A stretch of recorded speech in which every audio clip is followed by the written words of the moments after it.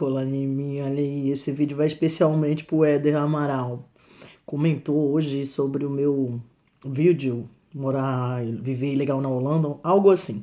Bem, em primeiro lugar, você tem toda e completa razão quando você fala sobre eu ter saído do Brasil sem pesquisar nada sobre a Holanda, sem saber nada sobre a Holanda.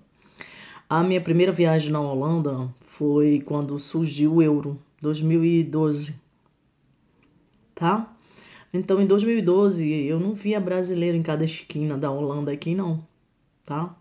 Quando eu vim a negócios, eu vim para resolver, né, uma oportunidade que eu tive na minha vida foi pegar ou largar.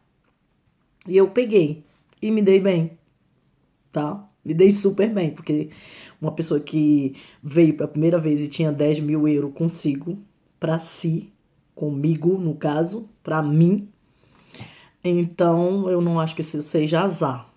Talvez você tenha visto o meu primeiro vídeo e tenha tirado as suas conclusões completamente diferentes do que eu vivi ou do que eu passei.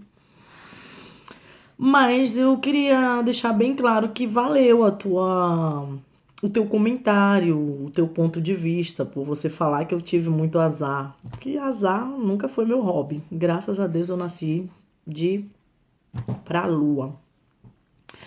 Bem, a tarifa que eu tive era de uma senhora chamada Eliane na época, tá?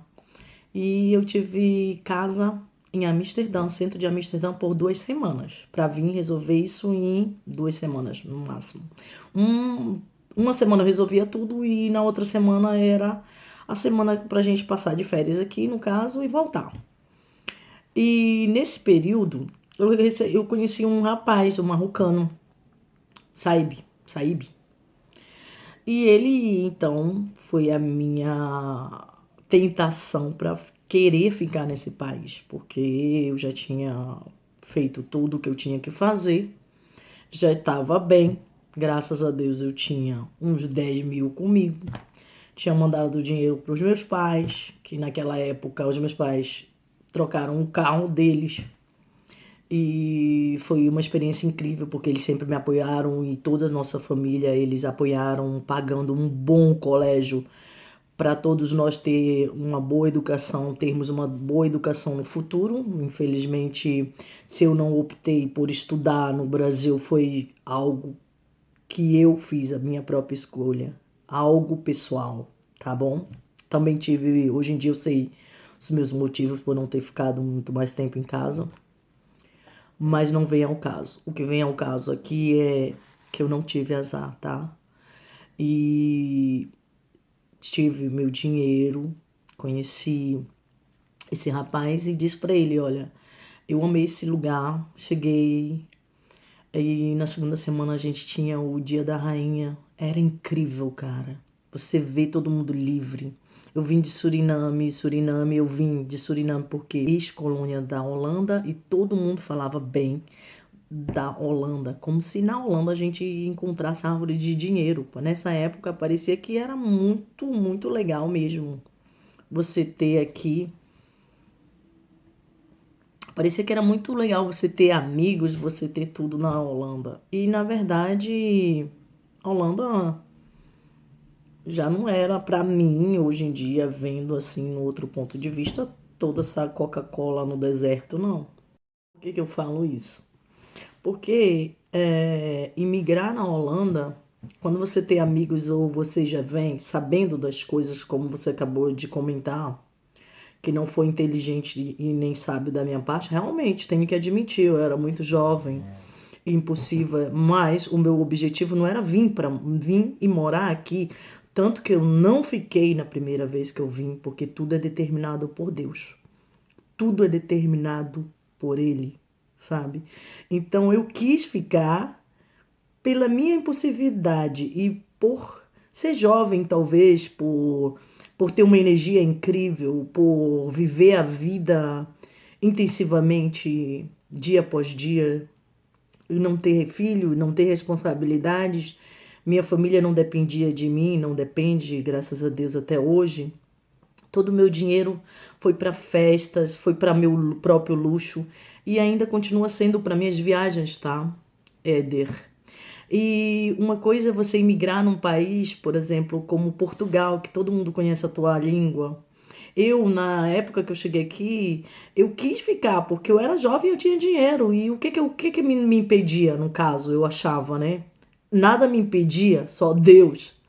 Então, eu falava com o Said, ele falava só francês. Já, já não falava holandês na época. O louco falava francês, eu falava português, eu falava surinamense, e que não é um idioma, é um dialeto. E falava um pouco de inglês que eu aprendi na escola no Brasil. É o quê? Money, hot dog, futebol.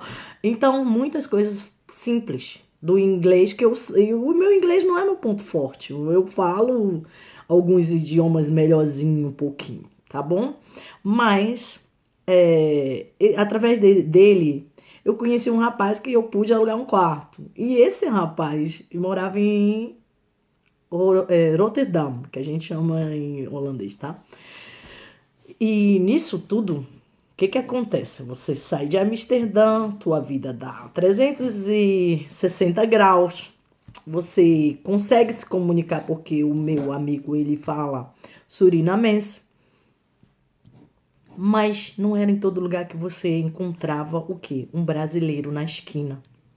Ou você chegava aqui naquela época, ou como agora ainda, isso não mudou. Hoje em dia eu raciocino melhor sobre isso. Na época eu tinha dinheiro, eu achava que eu podia chegar no médico e pagar uma consulta e ser atendida. Não.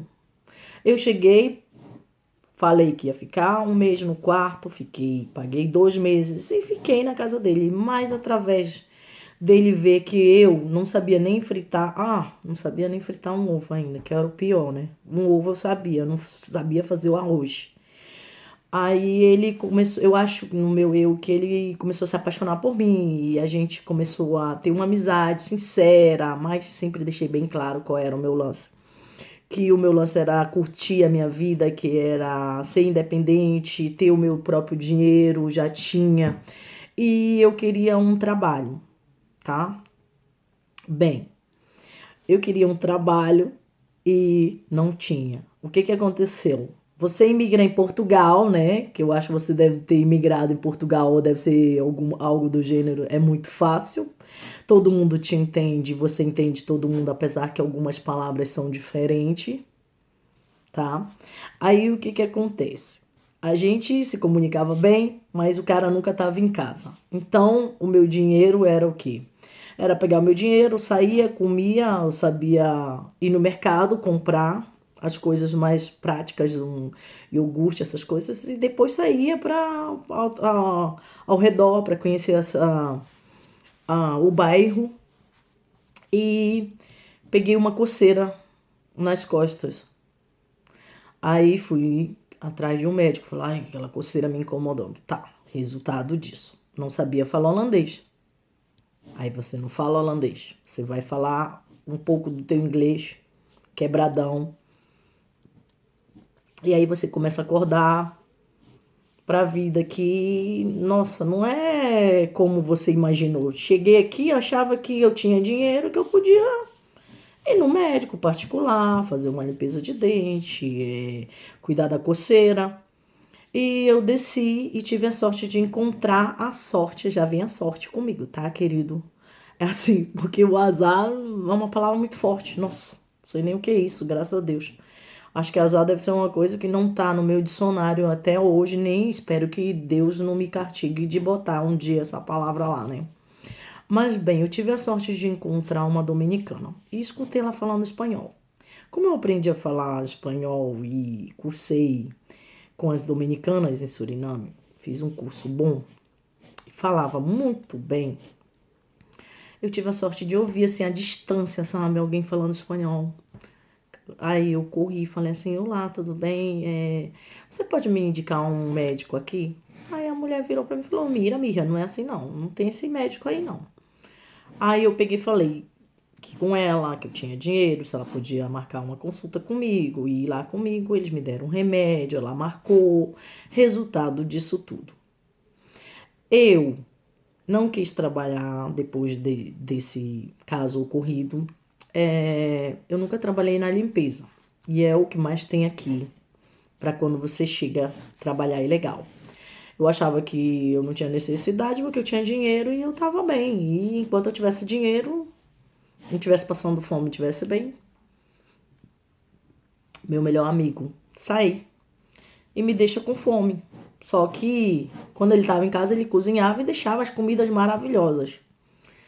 E eu fui me atrever de fazer um arroz.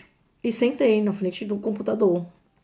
Quando eu sentei, a panela queimou. E aí só ouvi, só senti a fumaça toda na casa.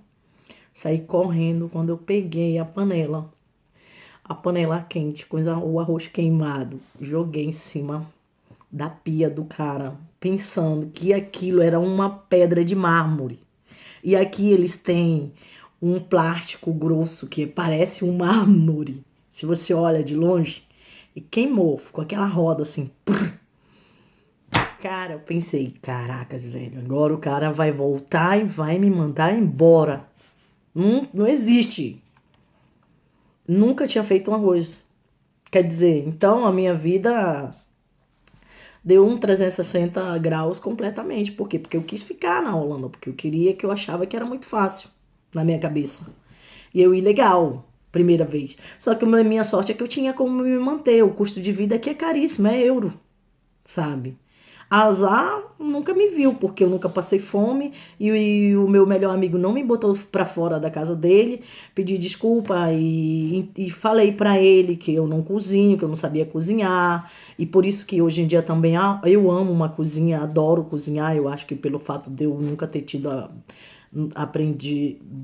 pelo fato de eu não ter aprendido isso desde jovem, né? Então, resultado, o que que aconteceu? Eu pedi desculpa e ele pegou e acabou me ensinando a fazer um arroz, como fazia o arroz. Me explicou. Ficou revoltado um pouquinho, né? Depois eu acho que ele respirou.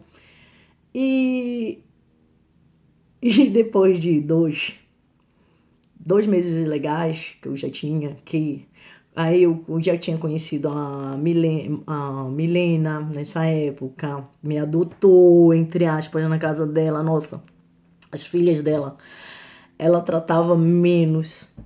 Eu acho particularmente que ela dava mais atenção para mim do que para as próprias filhas. Então isso daí já foi também uma outra sorte que eu tive na vida de ganhar assim, não uma amiga, mas uma mãe aqui na Holanda, tá? A filha dela mais velha, para você ter uma ideia, da Milene, chegou comigo e falou assim: Mira, a minha mãe ela te trata como se tu fosses um bebê e ela não faz essas coisas pra gente. Aí a Júlia, o nome dela na época que eu tava aqui legal, a Júlia te morria de ciúme de mim, sabe? Então eu posso te dizer que o meu dinheiro foi para me comprar roupas novas.